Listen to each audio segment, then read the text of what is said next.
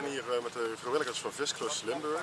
We maken als Limburgs Landschap heel graag gebruik van vrijwilligers. We kunnen heel veel klusjes mee doen aan maatwerk waar we zelf niet naartoe komen.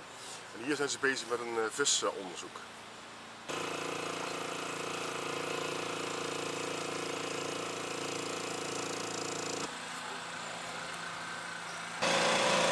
Snoekje, 17. Voren, rietvoren is het zelfs. 20. In het natuurgebied Dorperheide worden de zonnebaarzen afgevist. Dat is een invasieve exoot. En al het inheemse waterleven wat hier thuis wordt, libellenlarven, amfibieën, inheemse vissen, die worden eigenlijk de eitjes van opgevreten door die zonnebaarzen. Vandaar dat we ze weghalen. We hebben vorig jaar hier een tiental grote snoeken uitgezet. In de hoop dat die nog ons meehelpen met het wegvangen van die zonnebaarsjes.